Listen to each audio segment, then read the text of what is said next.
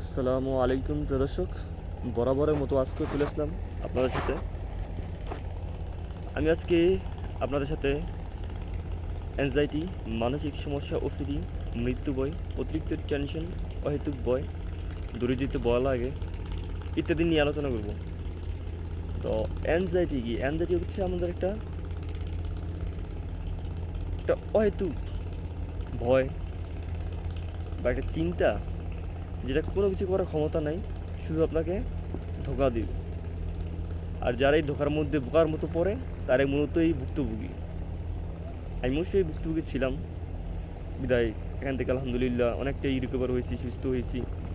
সেগুলো নিয়ে আপনাদের সাথে আজকে আমি কথা বলব। তো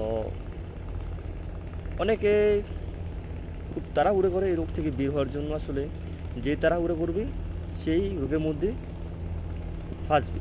আর যে বলবে ঠিক আছে আমার এরকম হইতেছে, খুব কষ্ট হইতেছে, খুব অসহ্যের বাইরে, কিন্তু আমি অসহ্যের বাইরে হলেও ধৈর্য ধরবো, চেষ্টা করবো সুস্থ হওয়ার জন্য, যে কয়দিন লাগবে।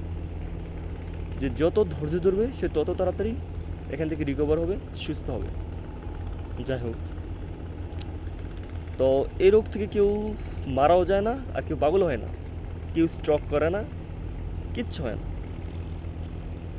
কারণ চিন্তা মানুষ কিচ্ছু করতে পারে না, জাস্ট একটু শারীরিকভাবে একটু সমস্যা দেয়। এটা মনে করেন যে হইবই, এটা আমাদের কারণেই হয়। যখন চিন্তা আসে তখন আমরা ওই চিন্তাকে সত্যি মনে করি, আমাদের ব্রেনও সত্যি মনে করে।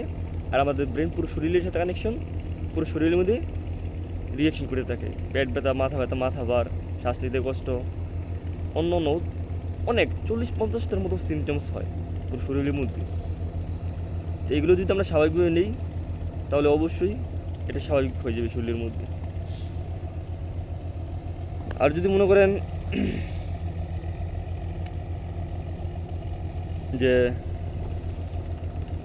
এরকম কেন হইতেছে, মাথা ব্যথা, পেট ব্যথা, মাথা ভার, এত কিছু হইতেছে, নিশ্চয়ই আমার কোনো রোগ হয়ে গেছে।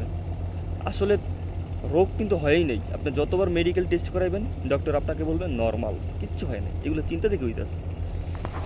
তো যেহেতু চিন্তা থেকে হইতেছে তাহলে আমার চিন্তাকে ঠিক করতে হইব, চিন্তাকে বুঝতে হইব, চিন্তাকে নিয়ে গবেষণা করতে হইব। আমাদের দেশে চিন্তা আসতেছে, যখন আমি বুঝবো, জিনিসটা বুঝে ফেলবো, তখন মনে করেন যে এই রোগ থেকে আমরা সুস্থ হয়ে যাবো।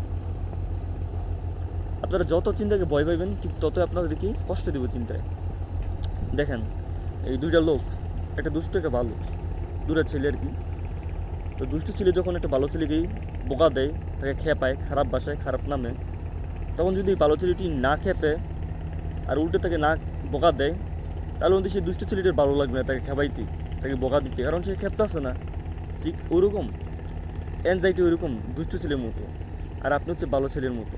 অ্যাংজাইটি আপনাকে টেনশন দিব, ভুয়ো টেনশন দিব, মৃত্যু ভয়, দূরে দিতে ভয় লাগে, ঠিক আছে, আর অনেক ধরনের। কিন্তু আপনি যদি এগুলোকে